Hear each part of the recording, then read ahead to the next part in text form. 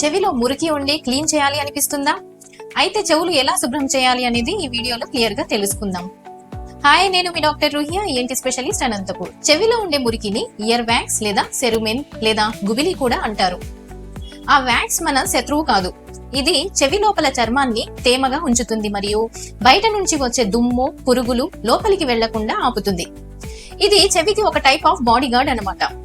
చాలా మంది రోజు చేసే ఒక పెద్ద తప్పు ఏంటంటే చెవిల్లోకి కాటన్ బడ్స్ లేదా ఇయర్ బడ్స్ పెట్టి క్లీన్ చేయడం. మీకు అనిపిస్తుంది నేను క్లీన్ చేస్తున్నాను అని, కానీ నిజానికి మీరు వ్యాక్స్ ని లోపలికి నెట్టేస్తున్నారని తెలుసుకోండి.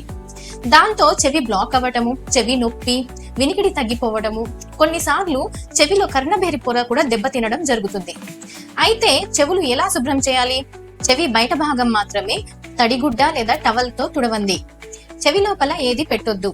Cotton buds, pins, safety pins వంటివి ఏది చెవి క్లీనింగ్ కోసం వాడకూడదు. చెవికి సహజంగానే తనను తాను శుభ్రం చేసుకునే శక్తి కలిగి ఉంటుంది కాబట్టి మనము మాట్లాడుతున్నప్పుడు లేదా తింటున్నప్పుడు దవడల కదలికల వల్ల గుబిలి సహజంగానే బయటకు నెట్టబడుతుంది. అయితే మీకు చెవిలో విపరీతమైన నొప్పి ఉంటే, వినబడడం అకస్మాత్తుగా తగ్గిపోతే, చెవిలో ఏదో బ్లాక్ అయిపోయినట్టు అనిపిస్తే, చెవి నుంచి చీము లేదా రక్తం కారుతుంటే, ఇలాంటి సమయాల్లో సొంత ప్రయోగాలు చేయకుండా వెంటనే ENT స్పెషలిస్ట్ ని కలవాలి. వారు మైక్రోసెక్షన్ లేదా ఇతర ఆధునిక పద్ధతుల ద్వారా సురక్షితంగా ఇయర్ క్లీన్ చేస్తారు. చూశారుగా, మీ చెవి చాలా సున్నితమైనది.